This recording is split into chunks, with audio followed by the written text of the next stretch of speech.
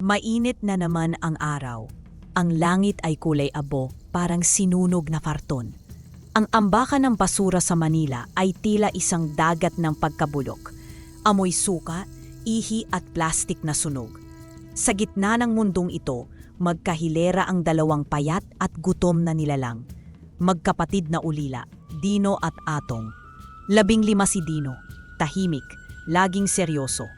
Sa balikat niyang payat at sunog sa araw, doon nakasalalay ang buhay nilang dalawa. Kinakapkap niya ang basurang nakatambak. Hinahanap ang kahit anong pwedeng ibenta. Bote, bakal, tansong alambre. Sa kabilang gilid, si Atong, 14, mas payat pa sa kapatid, ay nakaupo sa tabi ng tambak ng lumang laruan. Pilit iniipon ang mga sirang figurine at plastik na pwedeng buuin muli. Kuya, tingnan mo, si Superman, putol ang ulo. Tawa ni Atong, sabay pakita ng laruan. Ngunit hindi tumawa si Dino. Saglit siyang lumingon. Pagod ang mata. Itapon mo na yan, wala tayong kikitain sa ganyan. Tugon niyang walang emosyon. Tumumo si Atong. Ngunit hindi niya itinapon ang laruan. Ibinulsa niya ito. Isa pa itong kayamanang walang halaga. Pagsapit ng tanghali, wala pa silang benta. Kumukulo na ang sikmura ni Atong. Dinukot ni Dino ang maliit na supot na tinuping maigi. Iyon na ang natitirang pera nila, 30 piso. Pambili natin ng tanghalian, ani Dino. Pagpag-ulip, tanong ni Atong. Tumango si Dino, walang luha pero may lungkot. Sa gilid ng eskinita, may matandang babae na nagtitinda ng pagpag. Mga pinagtabasan, tira-tira, at karne mula sa mga fast food na nililinis at piniprito. Kuya, kunwari chicken joy to ha? Bulong ni Atong, habang sinasandok ang pagpag na kulay kalawang. Tumawa si Dino pilit. Oo, sabihin mo na lang may gravy. Ngunit habang kumakain sila sa gilid ng tambakan, nakapatong sa lumang gulong, dama ang bawat kalmot ng gutom sa kanilang sikmura. Kuya, bulong ni Atong, kapag mayaman na tayo, araw-araw Jollibee tayo ha? O kaya McDo minsan, tugon ni Dino, sabay kunot ng noo. Hindi na niya matandaan ang huling pagkakataong nakakain sila sa loob ng kainan. Siguro nung buo pa ang pamilya nila. Tahimik silang kumain, pilit na iniisip na hindi ito basurang karne. Pilit na pinapaikot ang pantasya na sila'y mayayaman, kahit saglit lang. Kinabukasan, maaga pa lang ay nasa tambakan na si Dino. Napansin niyang kakaunti ang taong pumupunta sa dulong bahagi, isang malawak na patad na tinatawag ng mga tambay na bawal na bahagi. Minsan na siyang sinabihan ni Mang Tonyo, "Huwag kang pupunta ron, Dino. Ibang klasing basura ang nandun, basurang may anino." Pero wala na silang kita sa ordinaryong lugar. Kailangan niyang sumugal. Habang nilalampasan niya ang mga tambak ng sira-sirang appliances, karburador at kahon ng diapers, napansin niya ang kakaibang anyo sa gilid ng hukay, parang katawan. Nanginginig ang mga daliri niya habang dahan-dahang lumapit.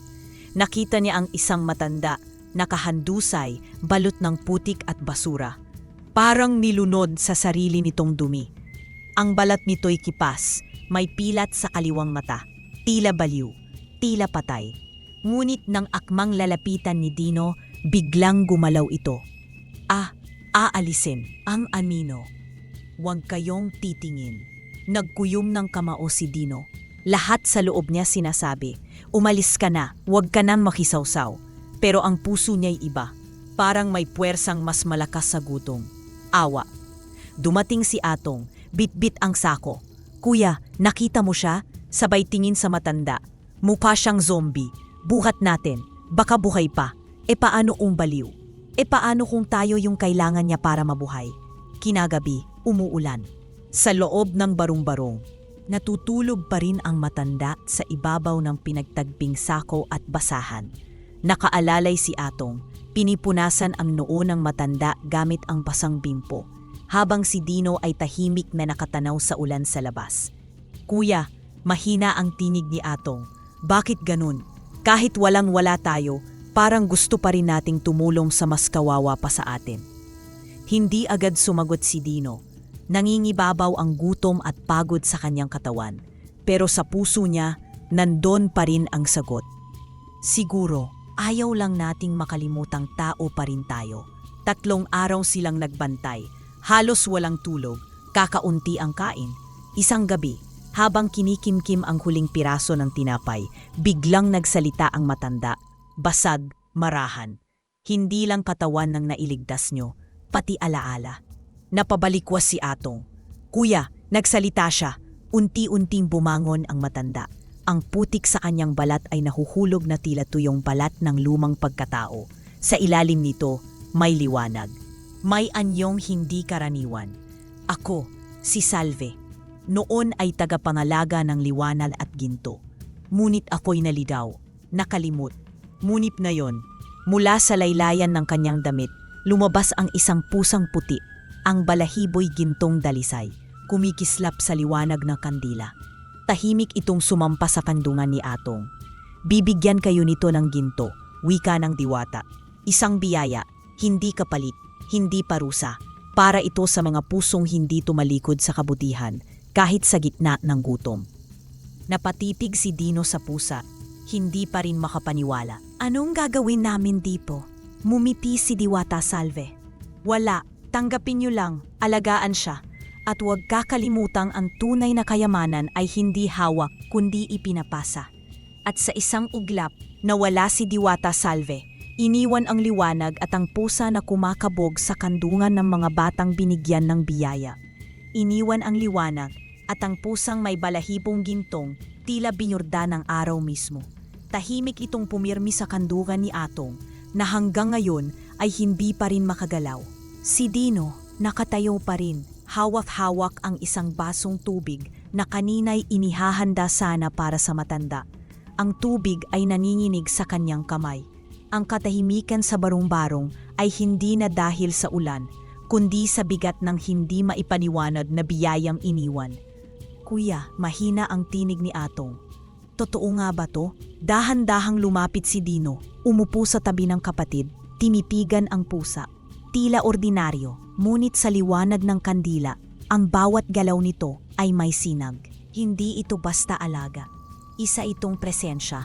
Kung panaginip to, sana wag na tayong magising, sagot ni Dino. Baka may ginagawa ang Diyos, parang may tumutugon sa panalangin nating di natin sinasabi. Tahimik ang gabi, ngunit sa gitna ng lahat, ang pusa ay nanatiling mapayapa. Mistulang bantay ng isang lihim na hindi pa lubusang nauunawaan. Isang linggo ang lumipas. Sa mga araw na iyon, walang kamanghamanghang nangyari. Ang pusa na tinawag nilang liway ay tahimik lang. Walang mahika, walang himala. Ngunit sa katahimikan nito, may dalang kapayapaan sa maghapong ubos ng lakas at gutom. Isang gabi, habang mililinis ni Atong ang lumang sapatos na balak nilang ibenta, may napansin siyang kumikislap sa sahig, manipis, parang sinulid ng araw. Kuya, tingnan mo, lumapit si Dino. Pinulot ang hibla, dahan-dahan. Sa kanyang palad, tila ito alikabok ng bituin. Totoo, pero hindi ka panipaniwala. Napatingin sila kay Liway, tahimik, pulog. Ngunit may bahagyang kakulangan sa balahibo sa tagiliran. Kinabukasan, sinadya ni Dino ang binondo. Nakilala nila dati ang isang matandang alahero, si Mang Celso, na minsang tumulong sa kanila noong nawalan sila ng gamit sa eskinita. Pinakita ni Dino ang hibla. Ginto ito, sambit ng alahero, agad. Pero hindi basta-basta, parang may sariling liwanag. Saan mo nakuha? Galing po sa luma naming gamit. Ayaw ko na pong ipaliwanag. Tumango si Mang Celso, marahan. Hindi ko natatanungin. Pero kung ganito kaganda, bibilhin ko sa presyong marangal. Tinanggap ni Dino ang alok. Hindi niya alam kung tama ang ginagawa niya, pero ang perang iyon ay agad nilang ginamit. Pagkain, gamot para sa ubo ni Atong, bagong tsinelas at kaunting bigas para sa susunod na linggo. At habang binabalot ni Dino ang natirang barya, may bigla siyang naisip. Paano kung tama si Salve? Paano kung ang ginto ay kusang lumalapit sa mga pusong hindi naghahangad pero handang tumanggap? Tahimik siyang umuwi. Hindi pa rin niya alam kung biyaya o panganib ang dumapo sa kanilang buhay. Pero alam niyang hindi sila dapat abusuhin ito. Sa sumunod na mga gabi, hindi araw-araw, ngunit paunti-unti, may mga hiblang nahuhulog. Isa, minsan dalawa, kung minsan wala, na kailanman pinilit si Liway. Tahimik nilang tinatanggap ang bawat himalang kusang dumarating. Ginamit nila ang pera sa tama. Sa una, pagkain, pagkatapos ay gamot. Sinundan ng mas maayos na damit. At kalaunan, lumipat sila sa isang mas ligtas na tahanan na nirerentahan nila malapit sa palengke. Mas mataas, hindi na binabaha.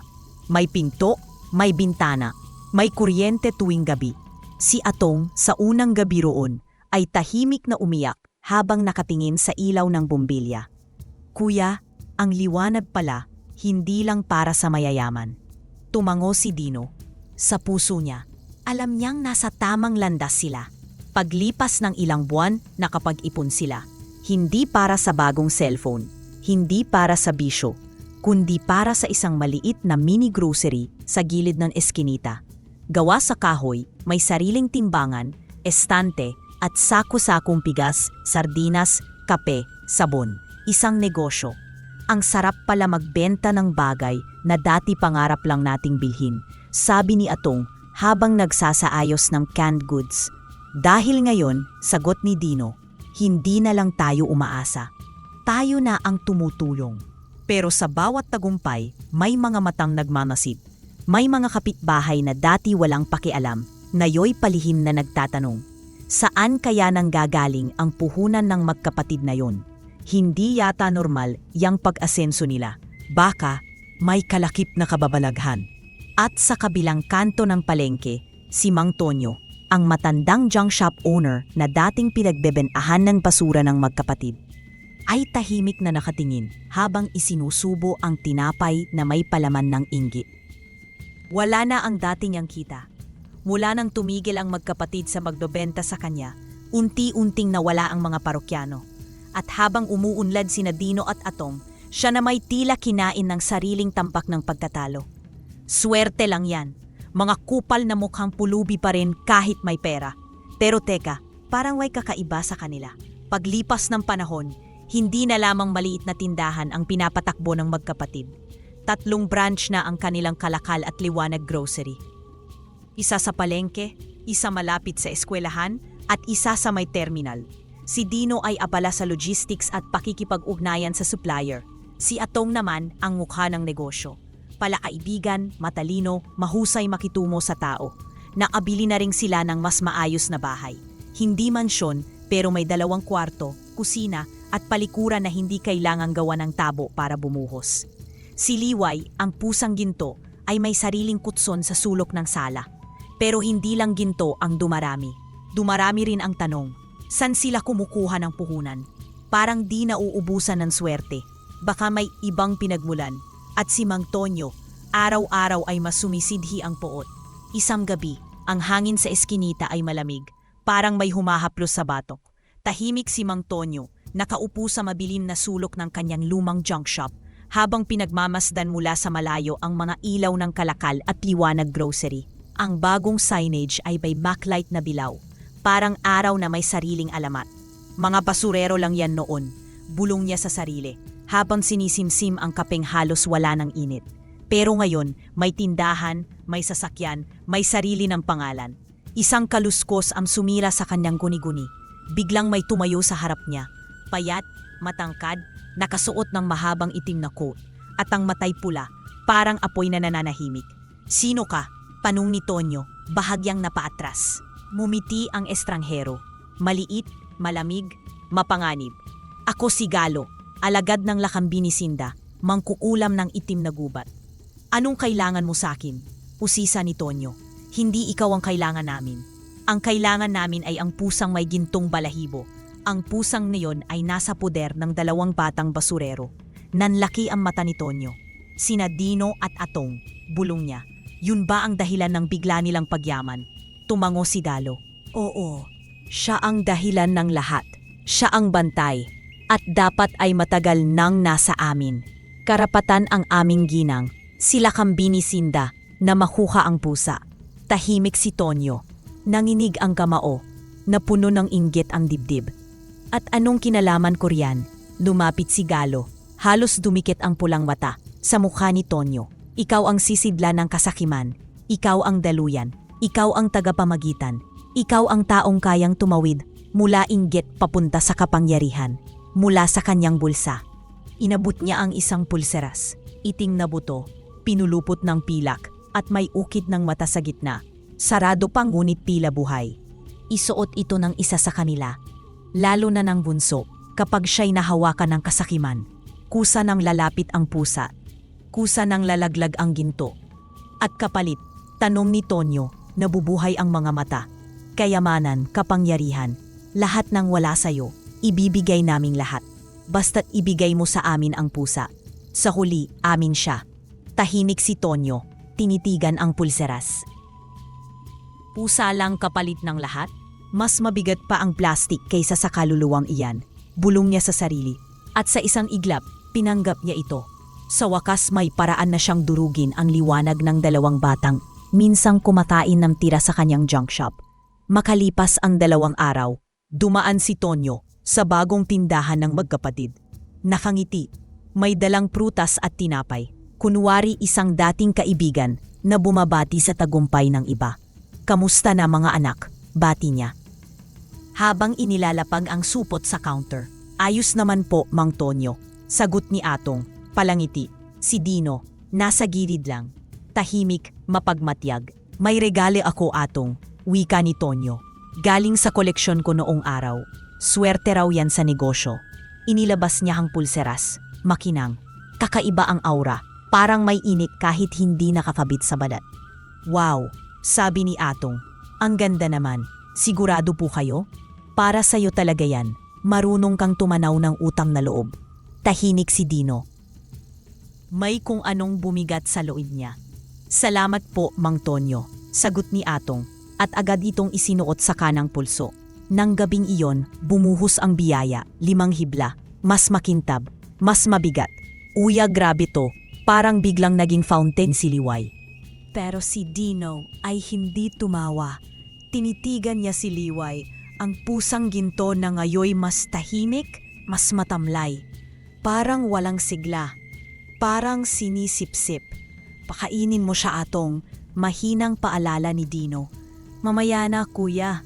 Sayang, baka may malaglad pa. Wala noon, lalong dumami ang hibla. Lalong lumakas ang kita.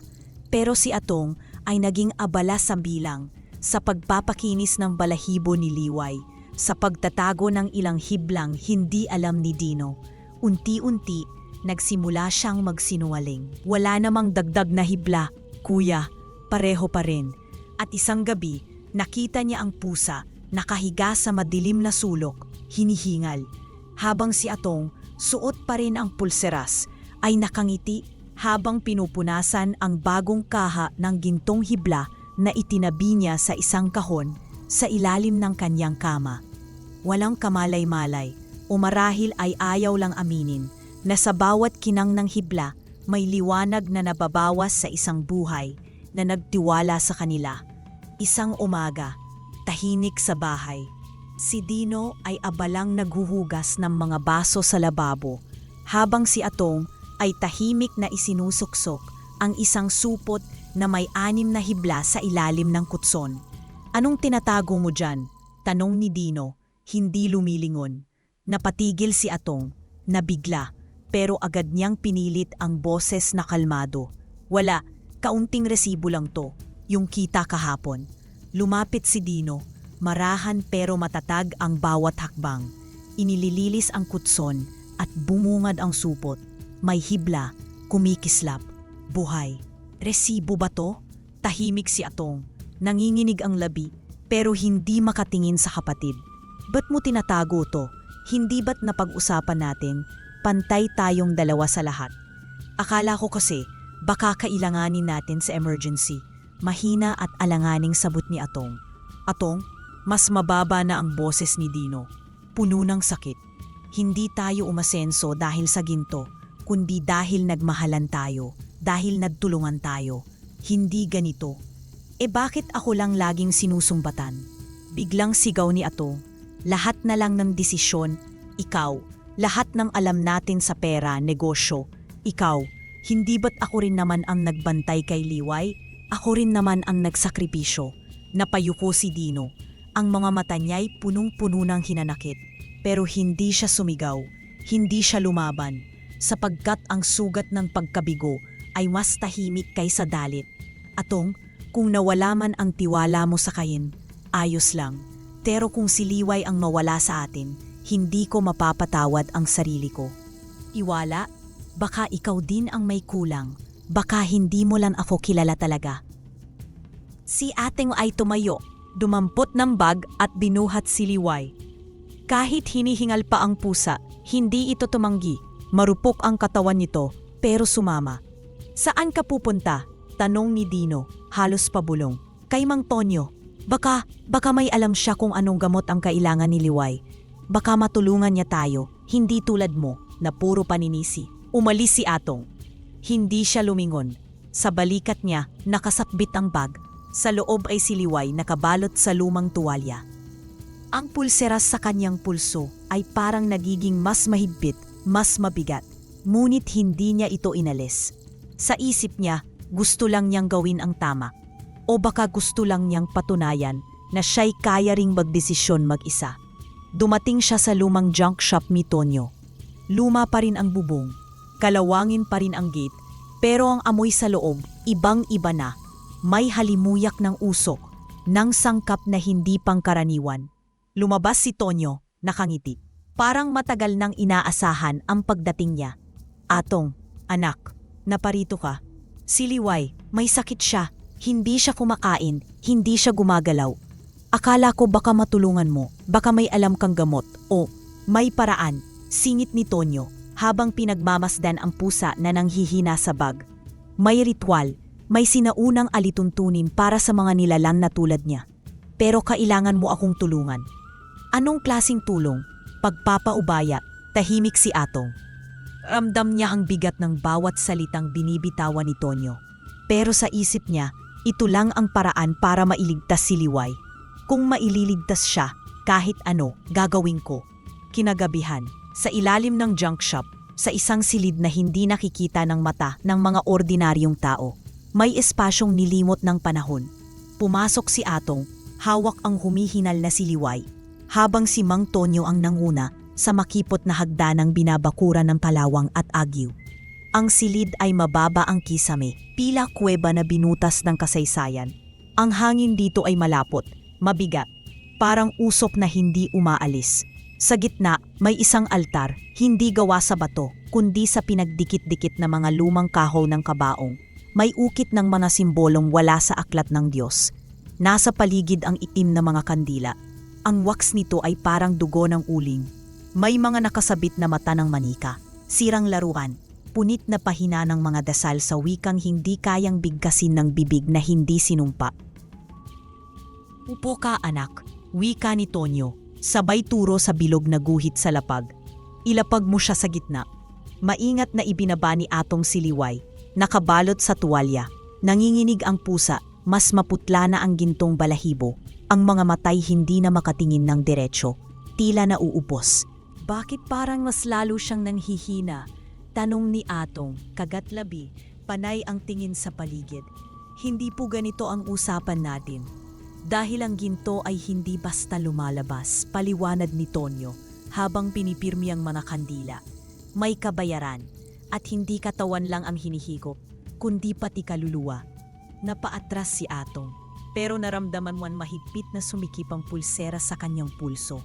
Parang buhay, parang sinasakalan taliyang ugat. Ano bang ginagawa natin dito, Mang Tonyo? Tanong niya, boses ay bahagyang nanginginig. Hindi sumagot si Tonyo. Bagkus sinindihan niya ang pinakahuling kantila. Mataba, kulay uling, may ukit ng mata na nakapikit. Pagkakandat ng apoy, umakyat ang usok sa kisame. At sa bawat pihit ng anino, may nagsimulang lumitaw sa pader sa likuran nila. Isang anino ng babae. Payat ang katawan, nakalaylay ang mahahabang buhok.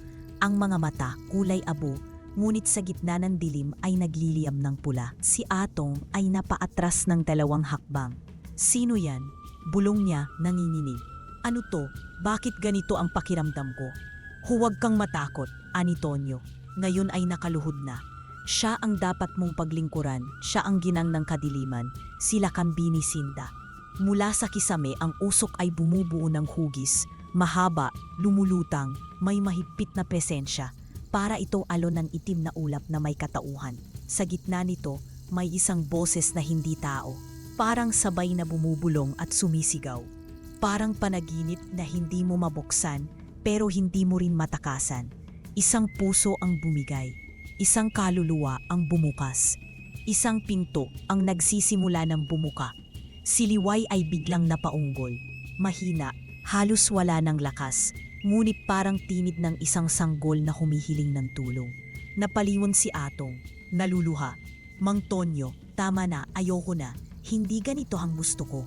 Gusto ko lang siyang gumaling, hindi ganito. Ngunit huli na, ang pulseras ay nagyiyab sa pulso ni Atong. Pula ang sinulid, umiikot sa balat niya. Hindi na niya ito maalis.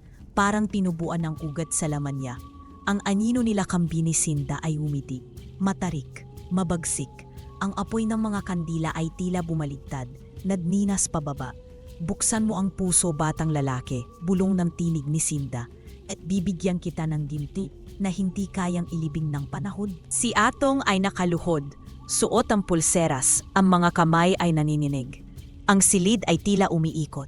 Si Liway, halos wala ng hininga, ay nanatili sa gitna ng aninong altar. Tama na, mahinang bulong ni Atong sa sarili. Pero hindi niya na alam kung sinong pinakikinggan niya, ang takot o ang kasakiman. Sa pagitan ng antok at pagkagising, bumagsak si Atong sa pagod, nahiga sa malamig na sahig ng ilalim ng junk shop. At sa mundo ng panaginip, may isang liwanag na pumasok.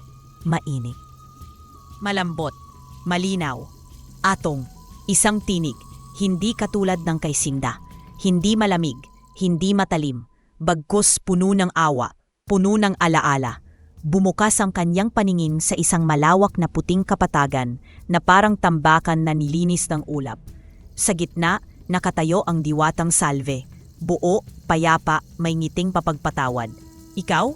Tanong ni Atong, halos di mapapaniwala. Oo, ako ang hindi mo na kinakausap sa loob ng iyong puso. Wala akong balak saktan si Liway. Gusto ko lang maayos ang lahat. Ngunit sa pagsisikap mong ayusin ang lahat, nalimutan mong may mga bagay na hindi kayang bilhin ng ginto. Kasama na riyan ang tiwala at buhay. Tahimik si Atong. Sa unang pagkakataon, wala siyang kayang sabihin. Itinaas ni Salve ang kanyang kamay, umikot ang liwanag sa paligid nila. Isa-isang lumutang ang mga alaala. Parang pelikula na ginubuhit sa hangin. Una, nakita niya si Dino habang natutulog sa bangketa, nakayakap kay Atong. Giniginaw ngunit hindi bumibitaw. Nagutom siya para ikaw ay makakain. Nagbenta siya ng sariling laruan para sa gamot mo. Hindi siya umalis sa tabi mo noong sinugod ka sa ospital, kahit wala na siyang pamasahe pa uwi. Ipinakita rin ni Salve ang mga sandaling pinagtanggol siya ni Dino mula sa mga batang nambubuli sa tambakan. Ang mga gabing si Dino ang naglakad ng 5 kilometro para lang makabili ng gamot habang si Atong ay natutulog. Lahat ng ito, hindi niya kailanman sinabi. Dahil sa puso ng isang punay na nagmamahal, hindi kailangan malaman ang kabayanihan. Basta't ligtas ang minamahal, sapat na yon. Si Atong ay napaupo. Nanginginig ang labi. Umiiyak na siya ngayon. Ang mga alaalay parang bato sa kanyang dibdib. Nalimutan ko, nalunod ako sa kinang. Akala ko, ako lang ang lumalaban. Hindi mo kailangan saktan ang sarili mo. Sagot ni Salve, lumalapit. Ang mahalaga, bumangon ka. Hindi huli ang lahat. Hindi pa isinara ang pinto ng liwanag. Nagising si Atong, umiiyak, pawisan, nanginginig. Ang paligid ay tahimik, madilim pa rin ang silid. Tumayo siya, binuhat si Liway at tinanggal ang pulseras. Sa wakas, kumalas ito mula sa kanyang balat. Nahulog sa sahig na may impit na tunog. Parang bali ng panikala. Tumakbo siya palabas ng junk shop, hindi nagpaalam kay Tonyo. Ang gabi malamig. Ang paa niya'y sugat-sugat sa batong lansangan. Pero hindi siya tumigil hanggang marating niya ang bahay nila. Bukas ang pinto. Walang kandado. Parang may naghihintay. Pagpasok niya, nakaupo si Dino sa sahig. Hawak ang lumang laruan ni Atong, ang sirang Superman na pinulot ni noon sa tambakan. Hindi sila agad nagsalita. Nakatayo si Atong habang si Dino ay tahimik lamang. Tinitingnan siya, hindi galit, hindi masaya, kundi puno ng tanong. Basag ang boses ni Atong. Patawad. Nagpatalo ako, nakalimot ako. Pero hindi ko iniwan si Liway. Ipinakita niya ang pusa, mahina na, pero buhay. Nang makita siya ni Dino, tumulo na rin ang luha niya. Hindi niya kayang pigilan. Hindi mo kailangang sabihin lahat. Sagot ni Dino, lumapit. Ang mahalaga, bumalik ka. Nagyakap sila, tahimik, mahigpit. Hindi kailangan ng paliwanag. At sa tabi nila, dahan-dahang dumilat si Liway. Mahinang-mahina na, pero buhay. Parang muling nagsindi ng kandila sa gitna ng gabi. Naramdaman iyon ni Atong, ang init na hindi galing sa apoy, kundi sa pagpapatawad.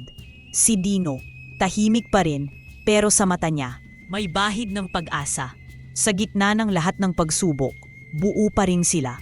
Pero ang liwanag ay laging sinusundan ng anino. Kinabukasan, habang ang langit ay tila tinatakpan ng makapal na ulap, lumakad ang magkapatid papunta sa junk shop ni Tonyo. Si Atong ang may dala kay Liway, nakabalot sa kumot, nakasilid sa lalagyang ginamit noong una nila itong masagip. Tahimik ang paligid, walang tao sa eskinita. Ang mga pinto ay nakasarado, ang mga kuliglig ay walang tunog. At ang hangin ay mabigat, parang may bagyong hindi nagmumula sa kalikasan. Paglapit nila sa junk shop, may kakaiba agad silang napansin. Itim na usok ang bumabalot sa bubong, umaagos pababa, gaya ng tubig. Kuya, mahina ang bulong ni Atong.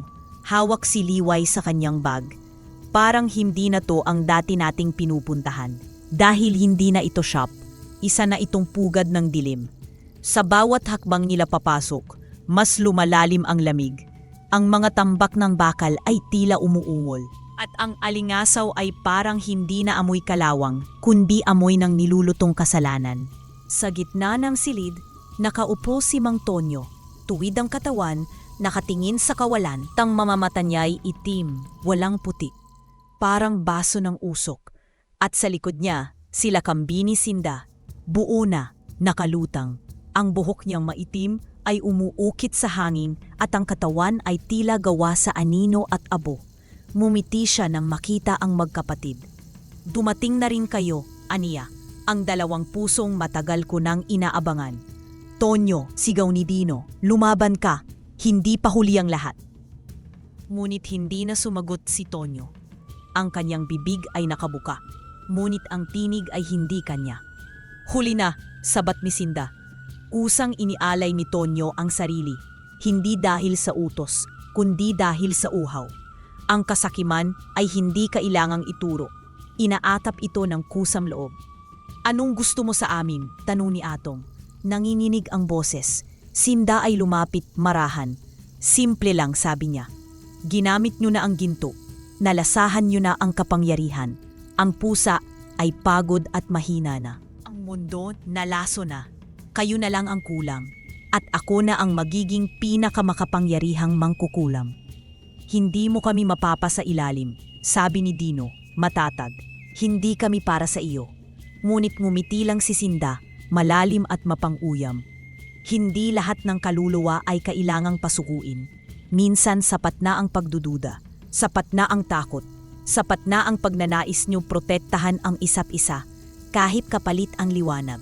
Biglang huminto ang hangin mula sa kisame ng junk shop. Isang sulo ng liwanag ang bumagsak. Tahimik, ngunit maliwanag, malinis, matalim. Sa gitna nito, unti-unting lumitaw si Diwatang Salve. Hindi na siya ang matandang putikang niligtas nila. Siya na ngayon ang liwanag ng gintong sinag, ang diwata ng panibagong umaga. Sinda, sabi ni Salve, marahan ngunit malalim. Ang mundo mo ay anino, ngunit ang bawat anino ay patunay na may liwanag pa ring natitira. Nagbalik ka na naman, tugon ni Sinda. Hindi ba't ikaw rin ang nahulom noon? Oo, pero may mga batang nagpapaalala kung paanong bumangon. Lumingon si Salve sa magkapatid. Si Atong ay tulalang hawak si Liway, habang si Dino ay nakapwesto sa harapan niya. Parang handang protektahan ang lahat kahit walang armas. Atong, Dino, hindi kayo hinirang dahil malinis kayo.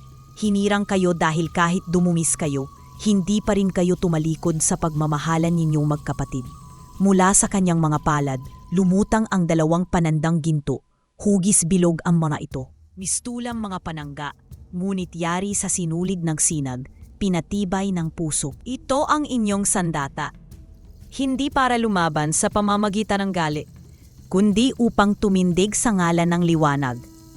Tahimik na kinuha ni Dino ang isa, habang si Atong ay nag-aatubili. Hawak pa rin niya si Liway, halos hindi gumagalaw. Bakit mo pa ako bibigyan ng panangga? Tanong ni Atong. Hindi ba't ako mismo ang naging dahilan ng lahat ng ito? Bawat isa ay pwedeng madumisan, sagot ni Salve. Ngunit ang pagpili mong magbalik ay mas mahalaga kaysa anumang pagkakamali. Dahan-dahang tinanggap ni Atong ang panangga. Nang dumikit ito sa palad niya, nag-init ito. Hindi masakit, kundi paalala ng init ng unang ulam na pinagsaluhan, ng tsinelas na binili ni Kuya, ng pagtawid sa baha habang magkahawak sila. Mahina niyang sabi, halos pabulong. Tama ka, hindi tayo umasenso dahil sa ginto. Nagsimula tayong umangat kasi hindi natin binitawan ang isa't isa. Ngumiti si Ino. Simulan na natin ang pag-angat na totoo. Tumayo si Liway, bagamat nang hihina. Mula sa kanyang katawan, lumabas ang huling hibla, mas maliwanag kaysa alinmang nakita nila noon. Hindi na ito kinang ng kayamanan. Ito'y liwanag ng kabutihan, sinag ng pagpili, apoy ng paninindigan. Hinawakan ito ni Dino, saka iniabot kay Atong. Ito ang napitira, wika niya. Anong gusto mong gawin dito? Hindi na ipo para sa atin, sagot ni Atong. Hindi na para ipagpalit, hindi na para ibenta. Sabay nilang inilapit ang hibla kay Liway. Nang dumikit ito sa pagitan ng kanyang mga mata, nagbago ang kanyang anyo. Ang balahibo niya ay kumislap, hindi sa ginto, kundi sa liwanag na tila pusong handang magmahal muli. Hindi na siya mukhang pusa. Siya na ngayon ang anyo ng paninindigan. Matatag, marangal, at buhay. Sa bawat hakbang niya, ang anino sa paligid ay umurong. Hindi dahil sa apoy, kundi dahil sa init na nagmumula sa mga taong hindi sumusuko sa tama kahit madalas silang mali. Umuugong ang paligid, hindi na dahil sa takot, kundi dahil sa galit ni Sinda. Mga hangal, sigaw niya. Binaliwala ninyo ang lahat ng kayamanan sa mundo. Para saan? Para sa isang pusang may liwanag? Hindi, sagot ni Dino, matay matatag. Para sa sarili naming liwanag. At sa paninindigan, dagdag ni Atong, na hindi binibili at hindi ibinababa sa presyo. Sila kambi ni Sinda ay umatras. Ang katawan niyang anino'y butas-butas na, unti-unting nilulusaw ng mga desisyong hindi na niya kontrolado. Gusto niya sanang sumigaw pa, manakot pa, ngunit sa harap ng katahimikang may paninindigan, wala siyang armas. Babalik ako, aniya, ang tinig ay basag. Hindi ako tuluyang mawawala.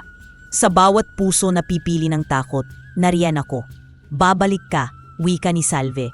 Makikita mong may mas maraming pusong hindi natakot. At sa bawat isa sa kanila, nariyan kami. At sa huling kisap ng anino, naglaho si Sinda, hindi sa dagundong, kundi sa katahimikan. Ang uri ng pagkawala na walang seremonya dahil hindi siya tunay na mahalaga. Sa kabilang dulo ng silid, si Mang Tonyo ay unti-unting bumangon. Basang-basa ang kanyang mukha sa pawis at ang mga mata niya ay pulang-pula. Hindi dahil sa sigaw, kundi dahil sa pagkalito. Akin yan. Garalgal ang kanyang tinig. Ako ang unang nakaalam. Ako ang nagudyok sa kanila. Ako dapat ang may gantimpala. Lumapit siya kay Liway. Nanginginig ang katawan. Ngunit bago pa man niya maabot ito, isang anyong usok ang lumabas sa kanyang likod. Isang hugis na halos popya ng kanyang sarili. Mas payat, mas mahaba ang mga daliri, mas tuso ang ngiti, ang kanyang sariling anino. Hindi ka pwedeng humiwalay sa akin. Bulong nito. Ako ang ginusto mo. Ako ang pinili mo. Ako ang naging kaakibat ng bawat sana all mo. Kaya ngayon, sakin ka. Hindi, sigaw ni Tonyo. Ayoko na. Tama na. Ayoko nang maging ganito. Pero huli na. Hinila siya ng kanyang sariling anino at sa isang kisap mata, naaninag ng lahat ang pangit na anyo ng kasakiman. Mapang ako, walang busog at palaging kulang. Nadmistulang abo si Tonyo. Natira lamang ang isang pirasong papel, larawan ng kanyang junk shop noong wala pa ang inggit. Nang humupa ang dilim, liwanag ang natira. Hindi mula sa ginto, kundi sa mga taong natutong pumili muli, ng tama, ng isa't isa, at ng liwanag. Sa gitna ng liwanag, nandun si Diwata Salve. Hindi na siya marumis o sugatan. Ang kanyang anyo'y payapa, tila usok ng imsensong umuuwi sa langit. Lumapit siya sa magkapatid. Si Liway ay nakahiga sa paanan ni Dino. Hinihimas ni Adong ang balahibo nito. Hindi ako dumating para iligtas kayo, wika ni Salve. Banayad ang tinig, ngunit mariin. Kundi para ipaalala na ang kabutihan ay hindi regalo. Isa itong pagpili at pinili ninyong manatili roon kahit masakit, kahit madilim. Salamat po, sagot ni Dino. Nakatungo. Pero ano na po ngayon? Wala na po kayo? Tapos na ba ito? Ngumiti si Salve. Ang mga diwata ay hindi kailanman nawawala. Umaalis lamang kapag nahanap na nila ang bagong tagapagpatuloy ng liwanag. Tumingin siya kay Atong. Atong, Dino, hindi ninyo kailangang maging perpekto. Kailangan lang ninyong huwag talikuran ang kabutihan, kahit kailan. Tumalikod siya, papalayo sa liwanag. At sa huling sandali, huminto at nagsalita. Ituloy ninyo, huwag dahil utang ninyo ito sa akin, kundi dahil ito ang utang nating lahat sa isa't isa.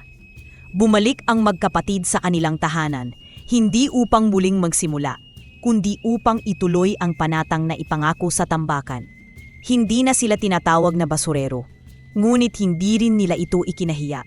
Sa halip, ginawa nilang ugat ang pinanggalingan at mula roon, itinayo ang tahanan ng liwanag.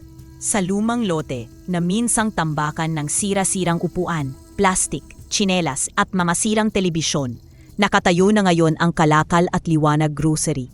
Ang tindahang hindi lang nagbebenta ng bigas, kape at delata, kundi pag-asa, respeto at pagkakapantay-pantay.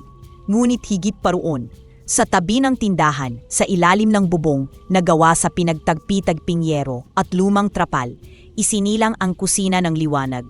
Walang karatula, walang aircon, walang bayan, ngunit gabi-gabi, puring alas 6, pumitila ang mga paa ng pagod at sikmurang walang laman.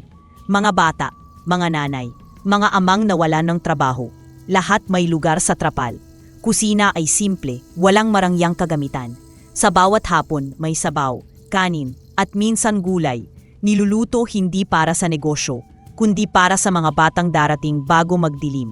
Sa gitna ng espasyo, may malaking lutuan na palaging may apoy, kahit maulan, kahit humahangin. Paligid nito ang lamesa, hindi bago, gawa sa dating pintuang pinulot sa tambakan.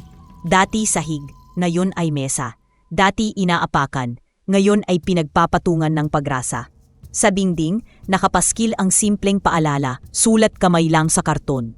Walang tanong, walang bayad, basta gutom ka, kain ka. At sa bawat hapunan, kahit pagod at pawisan, laging may ngiti sa bawat sandok. Dahil ang kabusugan dito ay hindi sinusukat sa dami, kundi sa malasakit ng bawat putsara at sa tahimik na panata ng bawat kamay na nagluluto. Si Atong, suot ang apron na may sulsi, ay siyang pinakamaagang dumarating. Siya ang naghihiwa ng sibuyas, nagpapakulo ng tubig at nagsasandok sa bata na parang sarili niyang kapatid. Si Dino, tahimik sa gilid, kadalasang abala sa pag-inventory. Pero siya rin ang naglalagay ng asin kapag kulang ang timpla at ang unang magpapalit ng trapal kapag may butas. Isang gabi, matapos ang hapunan, lumapit si Aling Rosita, dating nagtitinda ng pagpag, ngayoy isa sa mga tagaluto sa kusina. Alam mo, Atong, sabi niya habang pinupunasan ang kanyang noo. Ngayon lang ulit akong nakatikim ng pagkain na hindi ko kailangang itago sa plastik. Hindi ko kailangang magkunwaring galing pa ito sa palengke. Hindi agad nakasagot si Atong. Tumingin siya kay Dino na tahimik lang na tumango. Minsan, sapat na ang mata para maipasa ang pasasalamat. Yumapit din si Mang Del, dating mangangalakal ng bakal. Anak, may mga gabi noon na ang tanging dasal ko lang ay sana may bote akong mapulot. Pero ngayon, iba na ang dasal ko. Sana dumami pa ang mga pusong marunong tumingin sa kapwa at hindi lumilingon para manghusga, kundi para tumulong. Tahimik ang magkapatid. Gabi na. Ang mga bata ay nakauwi na mula sa kusina ng liwanag. Ang trapal ay nakatupi, ang mga kaldero ay nakasalansan, at ang kalan ay may bahid pa ng apoy na kaninang buhay. Sa sulok, nakasampay ang apron ni Atong. May bahid ng sabaw at amoy ng bawang. Tahimik siyang naghugas ng natipirang mga plato. Isa-isa, walang minamadali. Bawat banlaw ay may bigat, hindi ng pagod, kundi ng katahimikan na matagal nang hindi niya nadama. Pagsapit ng 10:00, tapos na ang lahat. Lumabas siya sa tapat ng bahay, kung saan may bangkong gawa sa pinagtagpi-tagping kahoy. Umupo siya, nag-inat ng likod, huminga ng malalim. Sa langit, may iilang bituin pero natatabingan ng ulap. Sa paligid, ang gabi ay mahimbing pero hindi tulog. May mga yapak ng mga tanod, huni ng kuliglig, at lagaslas ng plastik sa hangin. Pumikit si Atong. Hinayaan ang katahimikan. Walang tunog ng syudad. Walang boses ng responsibilidad. Sandali lang, gusto lang niyang maramdaman na tapos na ang araw. Maya-maya ay naramdaman niya ang banayad na bigat sa kanyang kandungan. Si Liway. Hindi na kasing liwanag ng dati. Hindi na rin kasing alerto. Ngunit ang init ng katawan nito ay pamilyar. Parang haplos ng lumang alaala. Hinaplos niya ang likod ng pusa. Isang simpleng kilos ng pasasalamat. Ikaw pa rin, bulong niya. Kahit wala ng ginto, ikaw pa rin. Ngunit sa mismong sandaling iyon, may dumaan sa hangin. Parang alikabok na may liwanag. Parang sinag na naligaw. 1, 2, 3, 4, 5. 5 hibla. Ngunit ngayon, hindi ito basta hibla ng ginto. May hugis ito.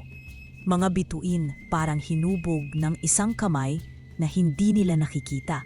Pero alam nilang nariyan. Hindi ito parang dati. Hindi ito para ibenta. Hindi ito para iligtas sila. Kundi paalala, paanyaya, panibagong tawag. Napatitig si Atong. Tahimik, walang ngiti. Pero namumuo ang luha. Tumayo siya, dahan-dahan. Pumasap sa bahay. Si Dino ay nasa lamesa, nag-aayos ng palaan ng mga supply para sa tindahan. Nang makita siya, bahagya itong napakunot noo. May problema? Umiling si Atong. Inilagay ang 5 hibla sa ibabaw ng mesa. Kumikinang pa rin kahit walang ilaw. Kuya, bulong niya, halos hindi makatingin sa mata ng kapatid. Bumalik, tahimik si Dino. Tinitigan lang ang mga hibla. Tapos, tumingin kay Atong. Anong pakiramdam? Iba na, sagot ni Atong. Parang, hindi ko na sila dapat hawakan. Kasi hindi na para sa atin? Tanong ni Dino. Tumango si Atong. Oo, hindi na to para sa atin. Para ito sa iba. Tiningnan nila ang mga bata sa labas. Tumatawa, naglalaro. May putik sa binti, pero may liwanag sa mata. May ibang Atong, may ibang Dino, may bagong tambakan, at dapat may bagong pagkakataon. Maya-maya, lumapit ang isa sa mga batang babae. Mga 6 na taong gulang, may peklat sa tuhod, may bandang basag ang tsinelas. Kuya Atong, pwede po bang magbasa ulit ako sa libro ni Diwata? Tumingin si Atong kay Dino. Sabay silang ngumiti. Kinuha ni Atong ang isang hibla, maingat, at iniabot sa bata. Sa'yo na to. Ginto po? Tanong ng bata. Hindi lang, simula. Sa langit, may isang bituin na kumikislap kahit umaga. At sa lilim ng tambakan na ngayoy tahanan ng liwanag, muling isinilang ang himala. Hindi dahil sa yaman, kundi dahil sa pagpapasa. Sa ikapitong anibersaryo ng Kalakal at Liwanag Grocery, na ngayon ay mayroon ng 10 sangay sa iba't ibang bayan. Ang dating tambakan ng basura, ngayon ay isang malinis at maaliwalas na open-air hall. May mga halaman sa gilid, solar panels sa bubong, at mga bangkong gawa sa pinakinis na kahoy. Ang mga tao ay masaya. May mga batang naglalaro. May mga nanay na nag-aabot ng pagkain. Ang mga dating basurero ay nakasuot na ng malilinis na polo at apron. Punong-puno ang mesa ng pagkain. Pansit, lumpia, itlog na pula, tinapay at mga totoong chicken joy na pinagsaluhan ng mga bata. Ngunit sa gitna ng hall, may isang espesyal na mesa. Hindi ito para sa kainan. Nandoon ang ilang lumang bagay. Isang sirang tsinelas, lata ng sardinas, plastik na kutsara, at isang pinggang may laman na pagpag. Hindi para kainin, para maalala kung saan sila nagsimula. Tumahimik ang buong multipurpose hall. Sa gitna ng entablado, isang matandang babae ang dahan-dahang tumayo. Si Aling Rosita, dating nagtitinda ng pagpag sa palengke, ngayon ay isa sa mga unang voluntaryo ng kusina ng liwanag. Bitbit niya ang isang maliit na supot ng asin. Parang wala lang, pero mahalaga sa kanya. Dati, sabi niya, tinid na bahagyang nanininig. Wala na akong ibang alam gawin, kundi mga lakal at mag-init ng tira-tira sa kalsada. Wala akong tiwala sa sarili. Wala akong inaasahan. Hinawakan niya ang asin. Pero isang gabi, inalok ako ni Atong ng sabaw. Hindi niya tinanong kung marumi ako. Hindi niya ako tiningnan na mababa. Doon ko naisip, baka may silbi pa ako. Napatingin siya kina Atong at Dino. Ngayon, nakakatulong na akong magpakain ng mga bata. May laman na ang kaldero namin gabi-gabi. Salamat sa inyo. Salamat sa kabutihang hindi kailanman nagtanong kung parapat-dapat ba ako. Tahimik ang lahat. May ilan nang umiiyak. Tinawag ang magkapatid. Umakyat sila sa entablado. Tahimik si Atong. Hawak niya ang mikropono, pero hindi siya agad nagsalita. Tumingin siya sa paligid, sa mga batang natutong ngumiti kahit may sugat sa tuhod, sa mga nanay na natutong umasa kahit ilang beses nang nasaktan, at sa mesa ng mga alaala kung saan naroon ang pagpag, hindi para kainin kundi para hindi malimot. Noon, sabi niya, pagpag ang ulam namin. Minsan sinasabi namin sa isa't isa na chicken joy yon. Nilalaro lang namin ang gutom. Umiling siya, hindi para magsisi, kundi para maalala.